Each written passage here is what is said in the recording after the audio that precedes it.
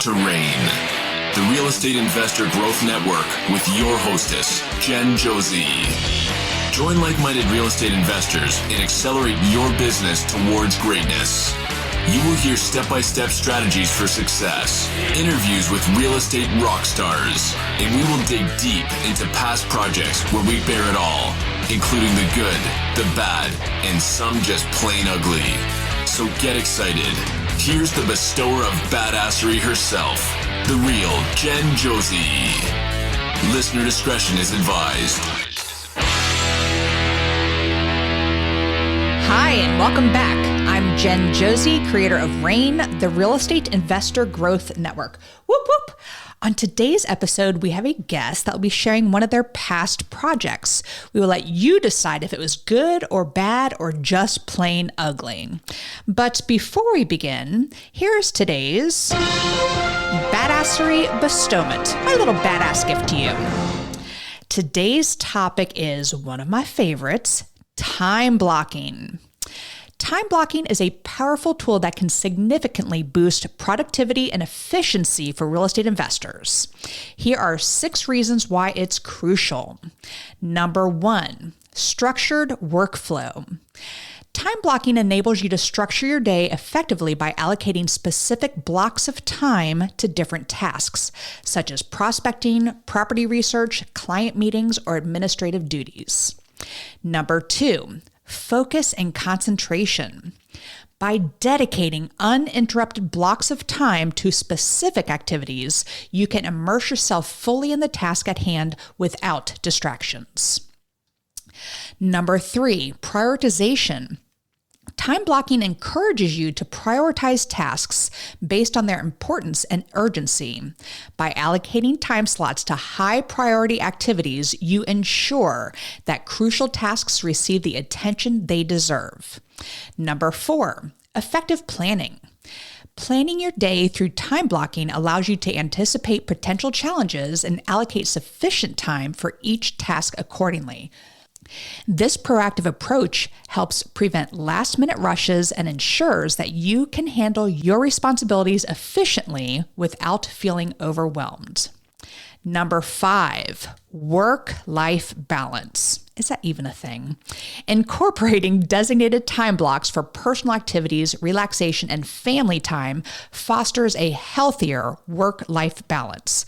By clearly defining boundaries between work and personal life, you can avoid burnout and maintain overall well-being, which is vital for long-term success in real estate investing. Number 6, adaptability. While time blocking provides structure, it's essential to remain adaptable. Real estate investing often involves unexpected developments and changes in priority. Flexibility within your time-blocked schedule allows you to accommodate unforeseen circumstances without derailing your entire day. So, implementing time blocking into your daily routine as a real estate investor can revolutionize your productivity, focus, and overall effectiveness. By harnessing the power of structured time management, you can optimize your workflow, prioritize tasks efficiently, and achieve greater success in your badass ventures. Now, on to today's episode of the Real Estate Investor Growth Network podcast. We have with us my friend, Adrian Smude. Adrian runs a successful real estate business and is the author of the best-selling book, How to Buy Mobile Homes. As an expert on this topic, he travels the country speaking at real estate events while educating others. Today, he's going to share one specific project so we can see how he does this from start to finish. It's my pleasure to have him on the show, so welcome, Adrian Smude.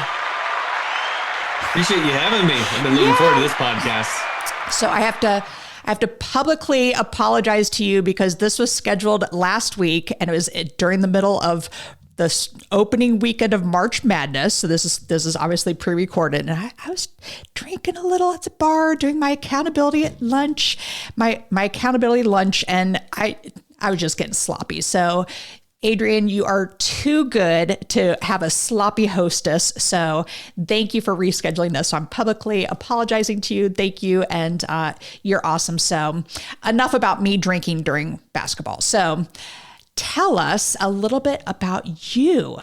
Can you share the story about how you were a really horrible tenant? Can we start there? I love the story. Yes. Well, so it started as a terrible tenant, as you just said. Now, terrible tenant for landlords, you've probably had some evictions, but have they been for partying? We had some parties. We had spaghetti wrestling parties, mud wrestling parties, pudding wrestling parties, parking a motorcycle in the living room. And one I don't think I've ever shared with you that we did not get caught for is we actually had a pool party in the living room. Oh my goodness. Yeah. Luckily we did. That would have been worse. Well, you don't rent to 20-year-old Adrian and his friends. Terrible, terrible tenants. But at the heart of what we do as investors is we're problem solvers. I think that's really what we were getting paid for. And I didn't realize what I was doing at the time, but I said, all right, well, we keep getting evicted. I'll just buy a property. So I bought a property, solving the problem. And then I found out why we were terrible tenants because we still had these parties and now all of a sudden it was my property. But obviously it worked out well because I'm still a real estate investor. I'm still friends with those same guys that moved in with me. I love that story. When we first met, I was just like, you are a hoot. And I'm sorry, I didn't mean to cut off your story there, but I also need to throw in here because this is an audio podcast recording, but hopefully I make some quick videos to promote this. But you are by far the master at branding yourself. And if you have ever seen Adrian, you all know what color he wears. So give us a little background of why you're such a badass brander. You know, everything I've done with that has been in hindsight, knowing why it works. It's one of those that we just kind of throw some mud at the wall and something eventually sticks.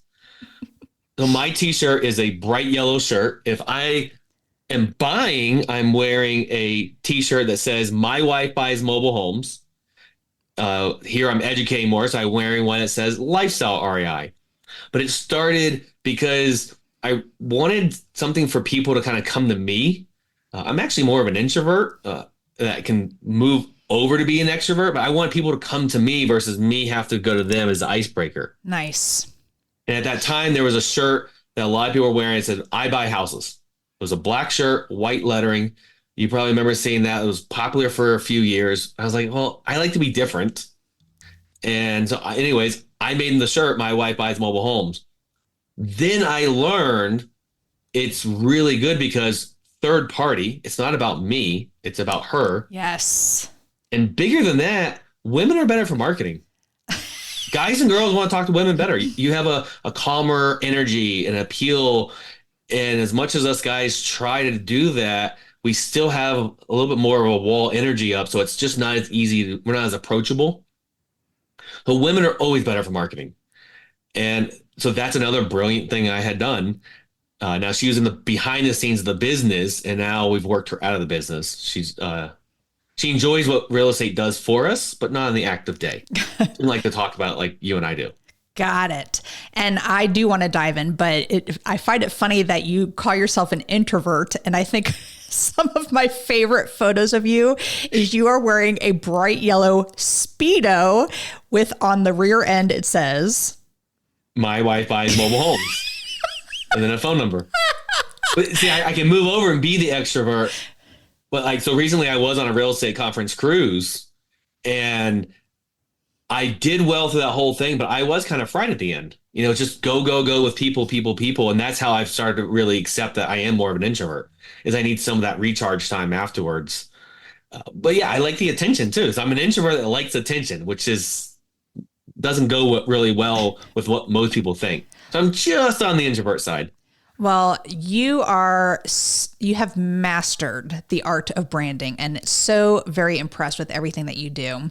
And I had cut you off when you were talking about you bought the house, your friends were living with you. Did you have anything more to say? I'm sorry. I was just wanted to dive into that. No, I do want to I'd rather throw something else in on the marketing. Okay. I think the biggest tip, and I see people challenging with, and one reason I do so well with my marketing is I'm marketing that is fun for me.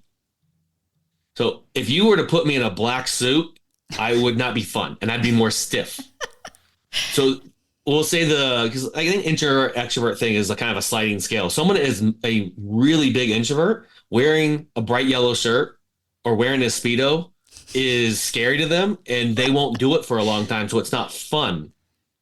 I think the key to the marketing is making it fun, your personality, and then it's not work and you'll continue doing it over and over and over again. If we're just copying someone because it works, it doesn't work very long because we don't have fun doing it. Right. And it all comes back to having fun. And you definitely have fun. So I want to have fun listening to this project, which you said was an accidental flip, that you've only done one only. But before we get into that, your area of expertise is buying mobile homes, and you average, is it $7,900 per property per year that you buy? So do you want to kind of tap into a little bit of that, how you make money with mobile homes? I do not own mobile homes. I have looked into buying mobile homes. You've been a big inspiration to me. Also, my friend Christy Duckett Harris, she is also in the mobile home industry, and I just haven't had the courage to jump in. So tell us how you have made this into your business. One reason I love it is because of what you just said. Successful investors aren't investing in them. There's less competition. Just right there. We have way less competition because it's a little bit of a learning curve about them. But what part of mobile homes am I in? I'm in the single unit with the land. That can be a single wide or double wide, but it's one unit. It's not a mobile home park. Those are big, sexy numbers, lots and lots of zeros. Lots of competition. The hedge funds got in there years ago. I don't like the competition because that means I have to work more. Then you can buy just the unit. So you're paying someone to park it there. I like to own the dirt. So I get all the control and I get the unit as a rental. And for whatever reason, this has just been such a hidden niche, an empty market. You know, you mentioned I teach around the country, and there's still so many people thinking like, I love it, I accept it, and they don't do it.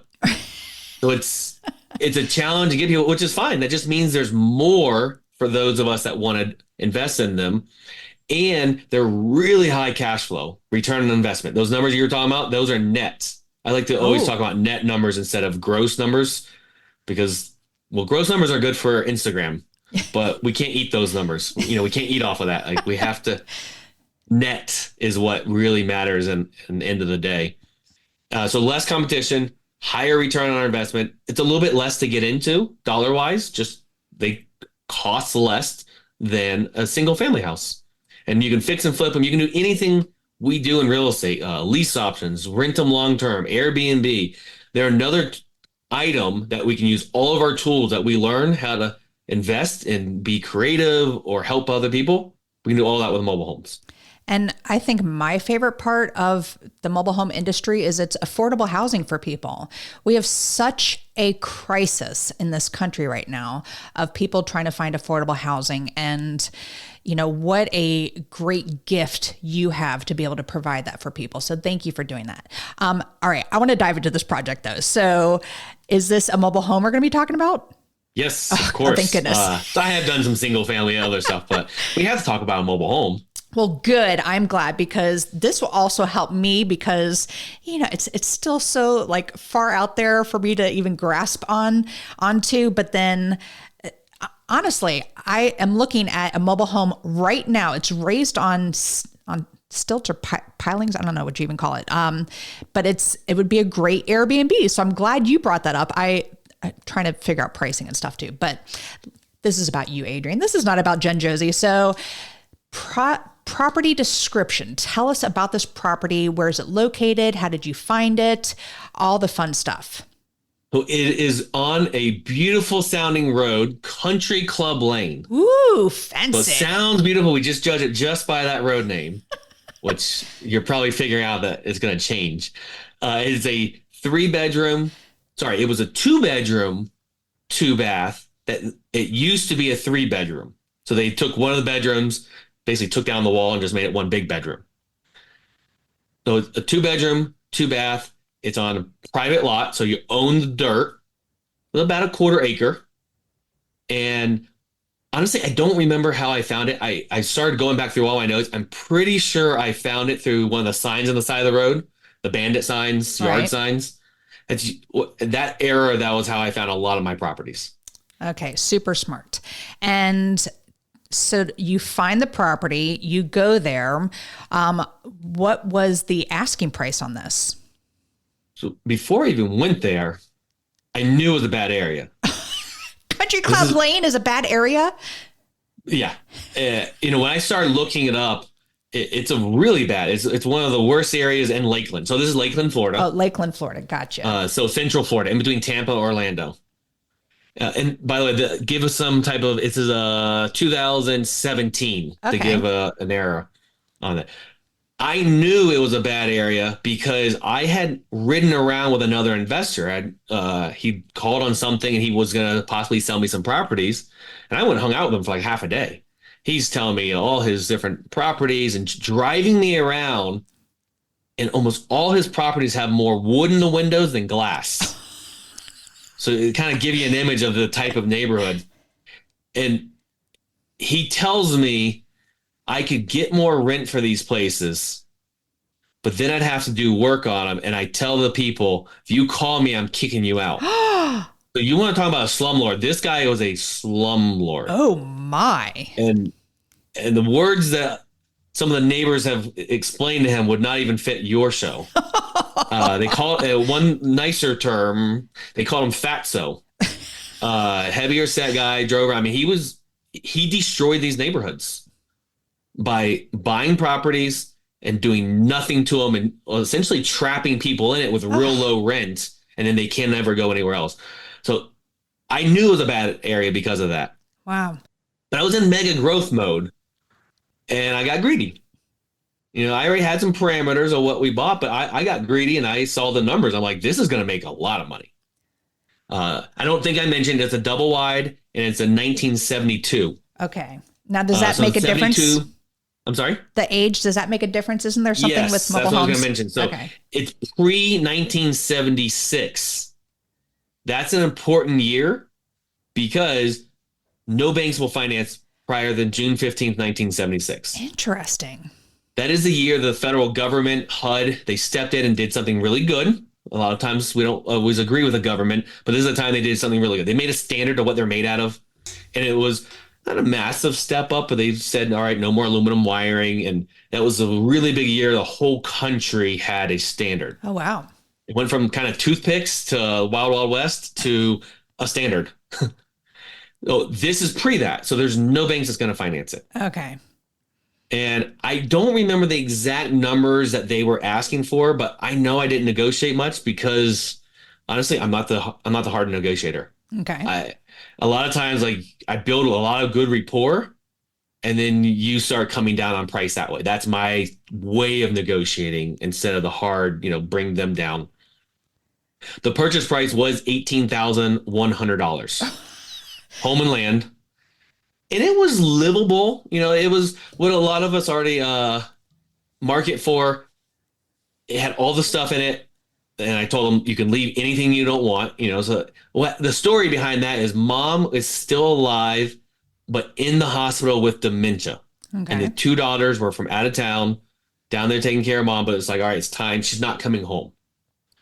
So they had all kinds of stuff. She loved puzzles. So she would glue puzzles. So the walls were all covered in puzzles hanging up.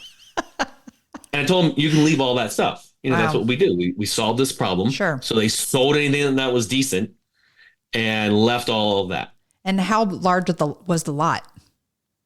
It was just under a quarter acre of land. That's fairly large for a mobile home. Yeah. It's a desirable. It had a fenced backyard there, and then it had a one-car carport. So I was in Lakeland for the first time this past November, and there were a shit ton of swans everywhere, and they are not friendly birds. I will tell you that. Are you from Lakeland? I'm from Plant City, so the neighboring town. Okay, yep. Got it.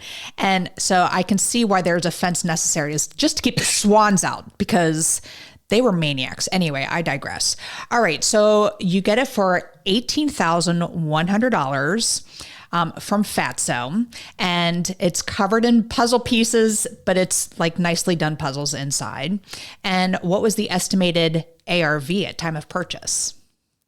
I didn't really look at that because I bought it as a rental. Okay, got it. So this is an accidental fix and flip. I don't fix and flip, but we'll get to why it became one. So I was looking at it as a rental, and I ran my numbers that I was going to put a few $1,000s in it, and I was going to rent it at $700 a month. Oh, wow. Yeah, exactly. Like those numbers work. I did my research and was like, sweet. That's why I got greedy. I was like, I like these numbers a lot. So what repairs did you have to do to it? We put a wall back up to make it into a 3-bedroom again. Good. We had the second bathroom. The toilet had been leaking. So we essentially had to replace all the subfloors there, which is not a large area. It's a small little bathroom. It's really not that difficult to do that, to replace the subfloors. You can even kind of cut right to the, if this is a wall, okay, you don't have to like move the wall. You just kind of cut underneath it and you can replace the subfloor. Like they'll just hang there, the walls, if there's no subfloor. That's like a little hack that a lot of people don't realize in the single family world. So we replaced those. We had some cleanup. We didn't have anything major. There were some challenges getting it closed because I mentioned mom, it was her property and she has dementia. So we had to get a medical power of attorney for the daughters to be able to sign. So I got to learn and go through that process of, the doctor had to declare that she could not legally sign. And so that was fun learning that.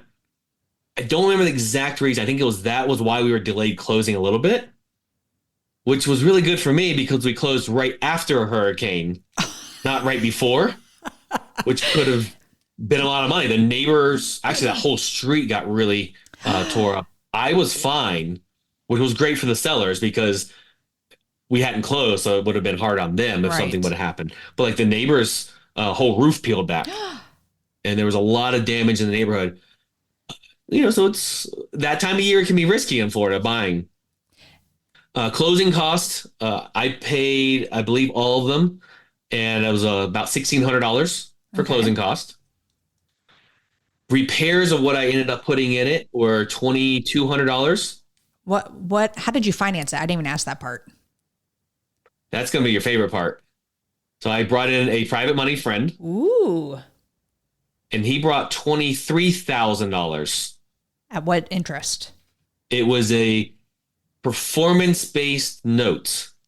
So he overfunded it. So if you do that quick math, I walked away with a check. And he gets half of the net monthly profit. Okay. So no upside, but our quick numbers show that we're going to make a lot of money on this every month. So he's going to make a double-digit return. But when it's vacant, I don't have the stress of a mortgage payment, which is one of the scariest parts of debt to me. There is a balloon. So a few years out, there was going to be a balloon, which is another scary part of debt. But with these type of numbers, I was very confident I could always get it replaced. So he gets 50% of the net monthly income. This is one of the ways I grew really fast, is finding deals like this. I mean, once somebody gets a taste of that type of return, they want more. So can you break that down a little bit more? You knew you could rent this for $700 a month. So you are giving this guy $350 each month. And that's of the net. So we have to pay for taxes, insurance, any maintenance and repairs. We're saving. We were saving at that time up to $2,000. So if something happened, we had a little reserve fund. And so he got the 50% of whatever we rented for. Maybe we were going to rent at 600. Maybe in a few years it's at 800. So he gets to take some risk, but obviously that's coming with a much higher potential return. Okay, so he's making that money, but then you're still going to sell it at some point and offer him or give him this balloon interest payment at the very end once it's sold, which you decided was going to be about 5 years. Yeah, I was doing 5 years, and I could sell it then, or I could just say, I love this, and I saved some money and paid him off. Right. Or he could be like, please don't pay me off. Or maybe, it comes up and he's like, yeah, I need the money. I can go, Jen, here's 5 years of history of this property. Are you interested? So good. That's the part of the debt. It didn't scare me when I was doing these with balloons because I felt like I had so many options to replace it that always looked better than what I start out with. And I do like to save some money up to pay them off anyways, because I'm not a massive leverage guy. I use leverage, but I don't want over leverage. Okay. So I kind of spoke over you earlier before when you were talking about the repairs. What were some of the repairs that you had to do? We had a little bit more subfloor by the sliding glass door. Okay. Typically in a mobile home, on these older ones, I have found that if there's somewhere to open the window or doors, they open it and that's their air condition. So they just tend to open them more and then moisture gets in. This age has particle board floors. Oof. So yep, your face shows that you've gotten particle board wet before. It disintegrates, it blows up, it goes. So we cut out the sections. We replaced that. We did have one wall where there was a AC unit on the window. And what people like to do so they don't look ghetto, they actually tilt their I'm getting the camera. They put their window units flat or maybe even tilt them in a little bit, but really they should be like hanging out, which looks a little ghetto. That allows the moisture to run to go out outside. Of the home. Yeah. I do know instead that of level one. and possibly inside down that wall. So it's another common spot underneath the windows to check. So, but it's really not much. I mean, you're cutting out a little bit, doing some repairs. And I had a great handyman at the time, handyman, not contractor, to kind of give you the quality level. Yep. And so he did all the work, trashed it out. That was when I was a lot more hands-on involved in it. And today I'm a little less because I wanted to hire a return. I didn't have as much money to pay out as many people then. And now we can say lazier. And I want more time than I want money, so I will pay for a little more. So today that whole thing might have cost me $6,000. Okay. In repairs versus the $2,200 is what it ended up costing. Got it. All right. So you purchased this property. You fixed some of the subflooring. Taught me about the window units. Excellent. Super, super smart. And do you get a renter in there? We put it out for rent at $750 a month is what we actually put it out there for. And I'm driving there as at the time I'd do like the cattle calls or, sometimes I'd meet someone there, but I didn't usually meet one at a time, which by the way, I do not like that system anymore. Today we do self shows because of the time. What does that mean? What does that mean? You just give them a code to go in? Yeah. Really? Well, yeah, I'll quickly give you how we're doing it today is we have a Simply Safe security system in there. Okay. And then we have Code Box. So the Code Box changes the code for the lockbox every hour. So I can't even give you, next hours. And we log in. So they call the phone number there, and we actually have a call center that answers for that. They send a picture of their ID there. So now we have them on the hook some. We give them the both codes, and they have to call us to tell us they left to release them of liability. And we check the security system that is there. But every once in a while, the door is left unlocked, but the security system alarms instantly, and then the police are there. Wow. So that's how we've stayed safe with it. I have friends who've been doing it for decades. We haven't had any serious issues. It's the genius, issues we've had is what it is. People leaving the door unlocked by mistake. Yeah. And then the alarm going off, and then the police have to come and everything. Interesting. That was before this. So I used to drive out there for them all. So you're driving out there, you're meeting people. And one day on a Wednesday, in the middle of the day, I'm going to check on the place, and I'm driving down the road to get there. And this is, by the way, not Halloween time. There's a guy just standing on the side of the road in a Jason mask, holding a machete. Just standing there. Up. I was like, ooh, that's not great. Another day when I'm driving there, the SWAT team are breaking into that home on a Wednesday in the middle of the day. And I'm starting to be like, I knew this was a bad area. What are you doing, Adrian? $750 a month. Everyone that I was showing the place to, they were trying to move in with $400 of money. That's it. They couldn't afford that. Oof. And this is when I'm starting to realize maybe I made a mistake here. Okay. The SWAT team, crazy Jason fan guy in the middle of the day. Everyone has to drive by that. No one's even slightly qualified to move in. Then one day, the little tiny fence, it's a single little fence to go to the backyard. The gate for that got stolen. It was I mean, a we're not talking swan. a few $100 item. It's a tiny little fence. I'm telling you, gate. a swan took it. A swan snuck in there and ripped that shit from the bolts there. Well, I'm it telling is you. across from a lake. It's not a pretty lake either. So it could have been. I'm just like, man, this is getting stolen. It was just like little thing after Wow. thing, getting really no traction on renting either. And one of the times I thought it was a wholesaler, the way the reply was coming back. And I just kind of blew the guy off. But I was going to be there anyway. I said, hey, you can come then. Well, he came and looked around and stuff. And he's asking about buying it. I'm like, it's a wholesaler. No. So I do end up doing some of my best negotiating because I keep blowing this guy off. Well, come to find out, he is an end buyer. Oh, wow. He comes down from Canada once a year with cash to buy a property. And he was flying out in 2 days. So he was a motivated buyer. So, like, you kind of see these two different things are coming up. And I was like, well, maybe I'll just throw him a price. Like, I'm not doing well with this rental thing. Starting to kind of regret the area.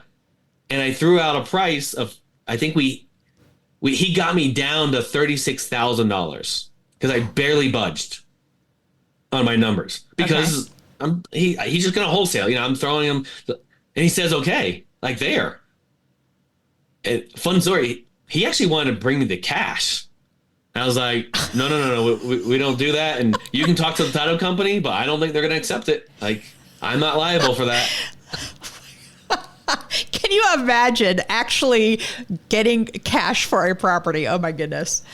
Yeah. So he was a real cash buyer. Wow. Not like a lot of us say we're cash buyers and it's really digital money. This guy had probably a brown bag of physical cash. Was his name Jason by any chance? No. Okay. All right. So, Adrian, let's break this down. So, you buy this property for $18,100.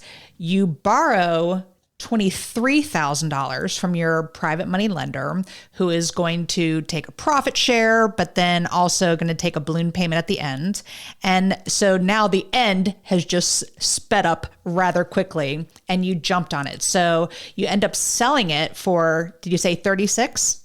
36,000. So what did you have to pay your lender? Any other fees or any of that other stuff? Yep. So we had a 10% early payment penalty. Okay. And I took that and I rounded it up. So I paid him, it was like 10.5% or something. I gave him $1,500 Okay. because I wanted to give him a little extra. I mean, Sure. One of my mentors always said, like, that's your most important person. Yes. You always overpay a little bit, take care of that person. And he wanted a slow, lazy money. This is in his IRA. He did not want to have to work his money. But he was very happy because this is about a month. This whole transaction is about a month long, month and a half.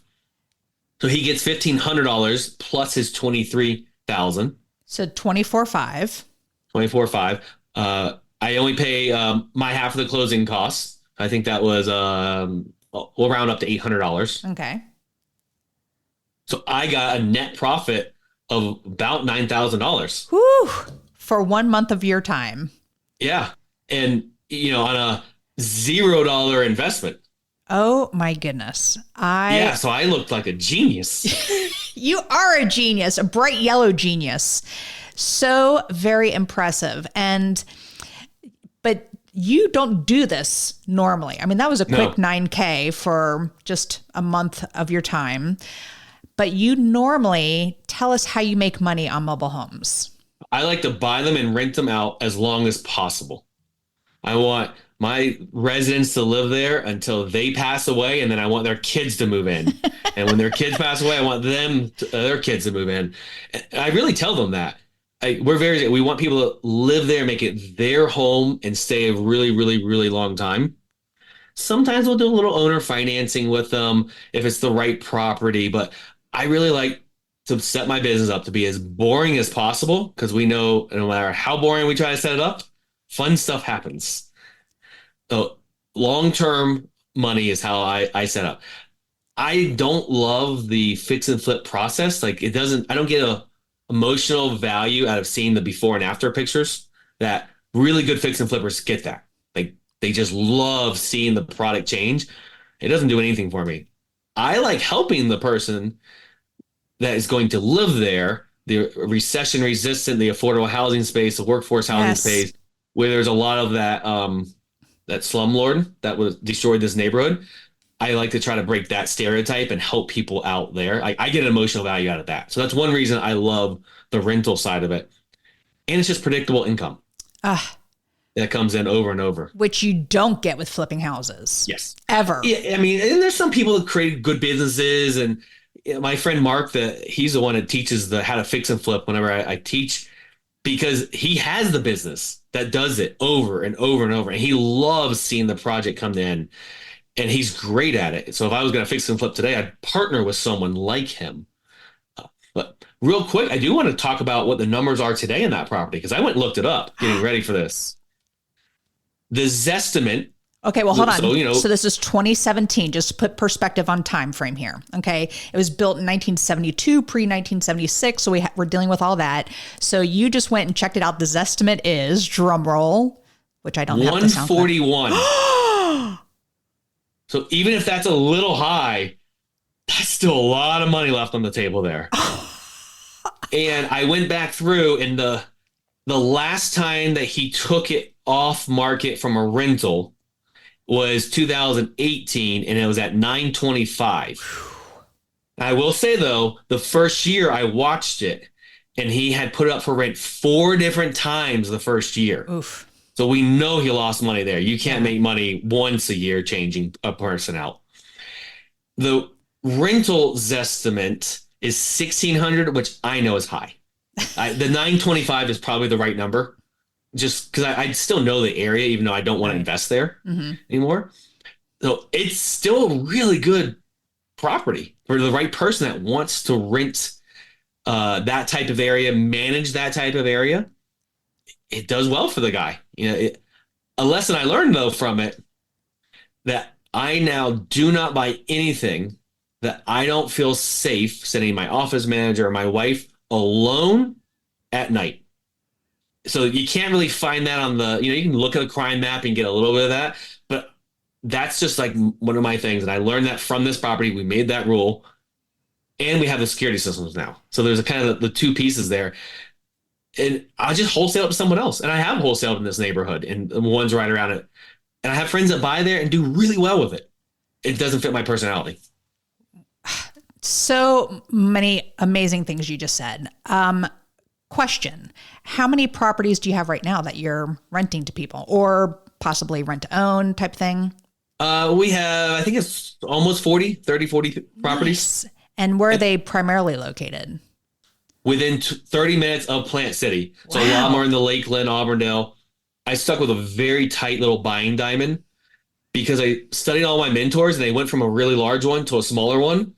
I'm like, well, I'm just going to shortcut it and start smaller. Nice. I will say, though, I can do that in Central Florida because we have enough housing. My friends in Wisconsin, their neighbors aren't even 30 minutes from them. So they have to go to a larger area. So you can't just copy one person's model. And I would be buying more if I went further out. I was driving to everything personally and doing all that. And it wasn't in my vision to be driving that many hours a day. Wow. So final question in this first part of the podcast here. Have any of your renters thrown a spaghetti wrestling party in their house?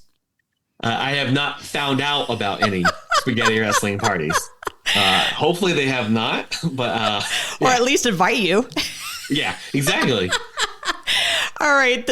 What a great story. And I know that area fairly well. I've been there a few times. Well, not Lakeland, but my college roommate grew up in Haines City. So I went to University of Central Florida. And so I have definitely passed through the area. But all right, we are moving on to the second part of the podcast, which is what makes Adrian Smude a badass. And I use the acronym BADASS, and the first letter is B for book.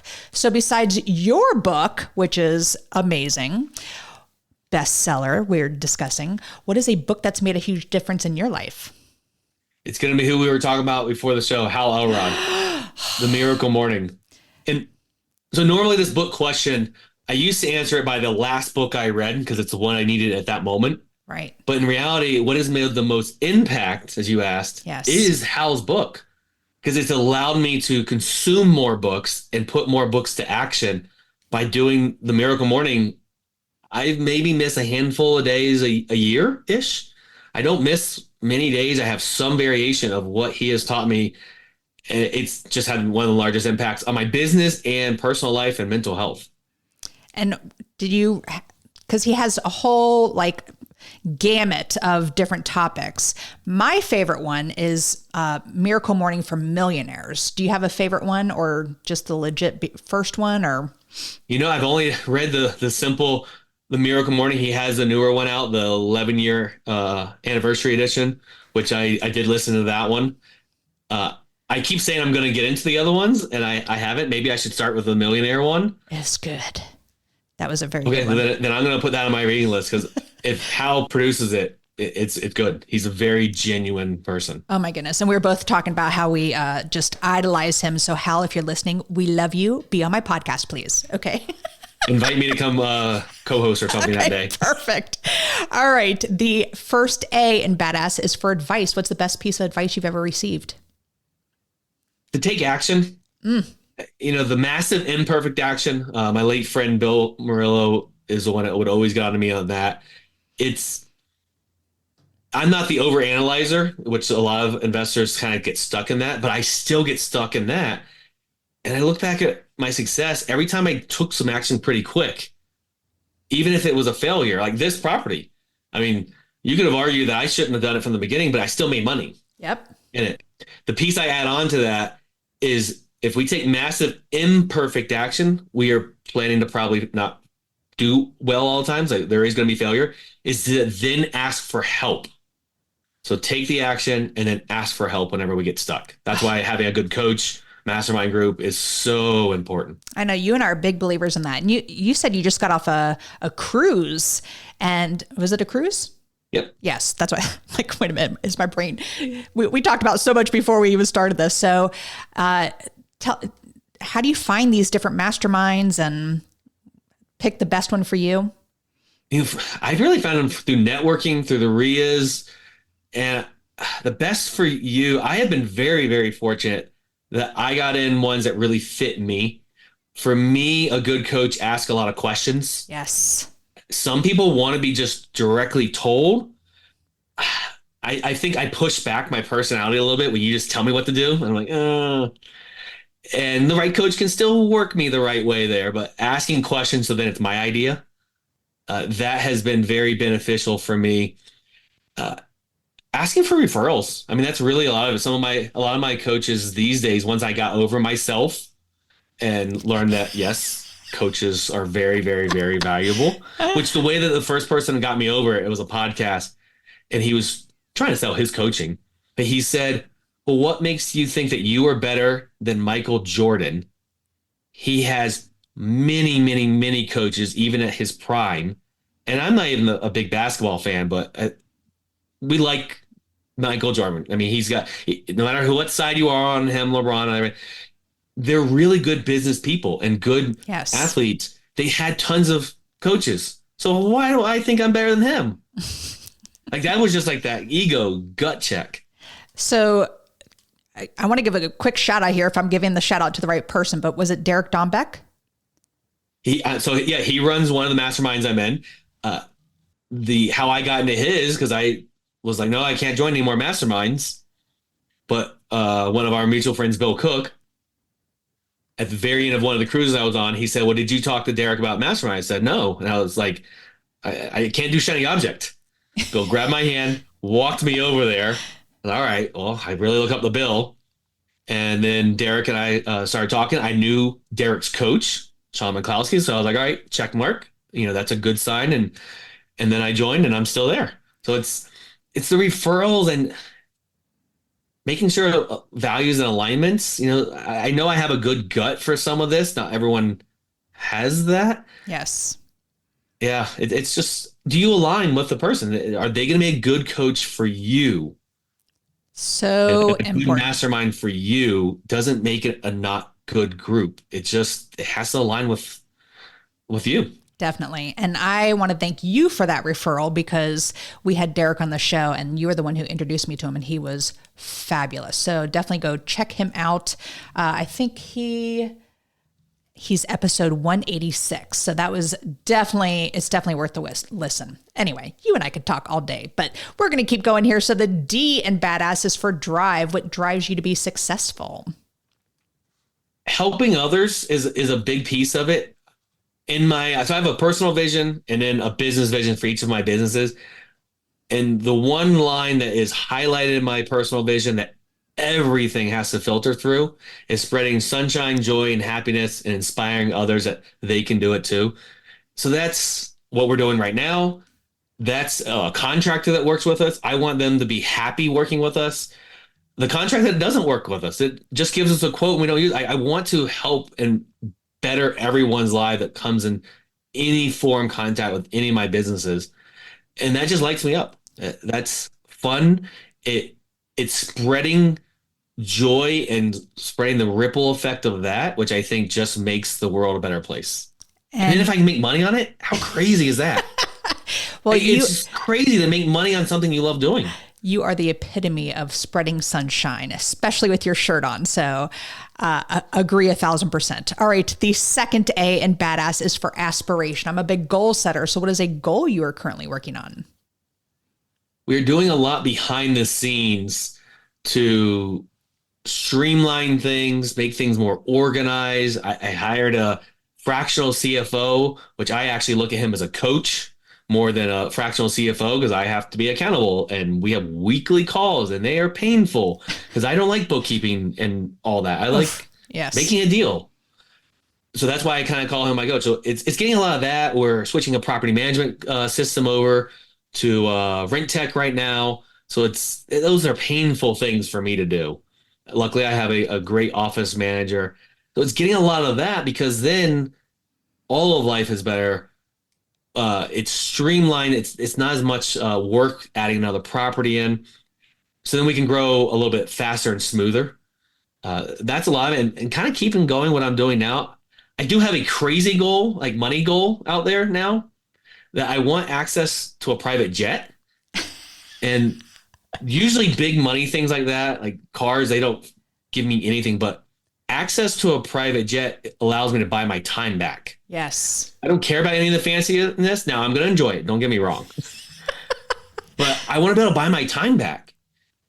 And that is why I want it. I have not looked into the pricing of it because I got to get my mindset where that will probably scare me off. It'll be a limiting belief of money, of how much it really will cost. But I'm really working on that part. So I've added it to my visions. And so that this year I want to taste it by flying with someone private. And so that's a longer term goal that I'm working towards. Well, a crazy goal for me at one point was to write a book, and you have inspired me. I just want you to know that. And I am done with my rough draft and still working on it. So listeners, start watching for it. But that to me was my jet, was putting everything down into a book. And it was a huge step. And again, I'm turning this back over to me, but no, it's all about you. So let's keep going here. The first S in badass is for systems. And I just want to know, what systems do you have in place to help you achieve that success? Really, my team is my biggest system. Huge. I have a part-time local in Lakeland office manager. And I mean, it's the right person, ethics, morals, like she has credit cards in mind and blank sign checks. Like I'm not concerned. Everything else is teachable. She already came in with some knowledge of it, but that's the piece that you can't really teach. So, and then we have a VA overseas. So they're my biggest part of it. But then, of course, we use softwares. So right now we're using Trello as our CRM. We're switching over to Rent Tech right now. Everything looks good. I have friends that use it, but I don't know. Ask me in 6 months, a year for me to give a full kudos for it. And everything, though, I set up any systems, it has to work on my phone because I like to travel. And to be geographically free, I have to be able to pick up my phone and figure out whatever it is. So, cloud storage, all of that stuff, voice over IPs. If it doesn't work for my phone, pretty much will never use it because I want that flexibility for my whole team. Because if they want to work remote, well, she does work remote, but if she still wants to go to another state and visit, my old office manager had family and friends in North Carolina. She'd go up there often, but business didn't change. Got it. And being on your phone is so very important and allows you to travel, which you do quite a bit. I stalk you on Facebook and well, I don't even know if you're on Instagram, but on social media, and you definitely are the traveling. And I love one of the things that cracks me up about you is you take your book and you put it in the bookstores at the airport. I'm waiting for one of them to like call me up and say, stop putting it there or let us put it on the shelf. Again, so one smart. Of my favorite, we like you said, we can talk forever, the two of us. But one of my friends, I put it in a Miami airport. 1 week later, he was there and he saw it. So it's still on the shelf. And I always try to put it where it's a view so everyone walking by can see it. So either they didn't take it off or maybe no one wanted to buy it. But I don't know. It was just a really fun social media post from it. You are the master of branding, just saying. All right. To wrap this podcast up and to wrap up this acronym, the final S in badass is for success. What does success mean to Adrian Smude? Time freedom. Yes. It really comes down to time freedom to be where I want, when I want, with who I want. And yes, I love helping people with the mobile homes. I love problem solving that. And I love education. But if it doesn't allow me to be free to be with my family and friends to do these podcasts, I love getting on here. You do all the hard work of editing, making sure it sounds right. I just show up and have fun. But the time freedom of that, of choosing what I want to do, that's success to me. And, I know some of the speaker world from behind the scenes, and there's people out there speaking 50 some weeks a year, which means they're barely home, and their gross is massive numbers. And you find out what the net is, and you're like, is it worth it? And that's why I like to talk about net numbers. And so it's a freedom of time. Why make more money if you don't have more time? Right. And also, why make more money if all you're going to do is stress about what you own? That's why I don't buy those properties in areas that I don't feel safe in, because then I'm not going to sleep well at night, and it's not worth the extra money. Well, I see a jet in your near future, and because you are unstoppable, Adrian, your book is fantastic. So how do the listeners find you if they want to learn about you have coaching programs, you have the lifestyle-rei.com, but what's the best way for people to reach out and get in touch with you? We're going to put a custom link in the show notes there for all the listeners. They can go there. They can get a free PDF, 14 myths debunked about mobile homes, because we have to upgrade the mindset so that we can then have the courage to go buy them. And I think we're going to give the listeners also a discount on a lot of the education on there as well, because you are a badass as well. And we've always had fantastic conversations in person and online. So yeah, but there, I'm on social medias. I like to put out different things. I am on Instagram. I'm the more active on Facebook just because of my age. Me too. And, yeah. I'm technically on Twitter or X, but that's not me posting. I know I log in somewhere. Someone else is posting that for me.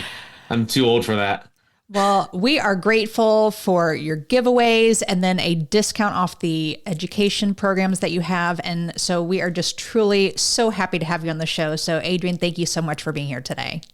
You're welcome. This is fun as always. As always. And that is all. Thank you for listening. And we will catch you on the next episode. Now go out there and share your badassery. And don't forget, make it a great day. Take care. Bye-bye. Whoop, whoop. Thank you for listening to RAIN, the Real Estate Investor Growth Network. Be sure to subscribe on your favorite podcasting platform so you never miss an episode.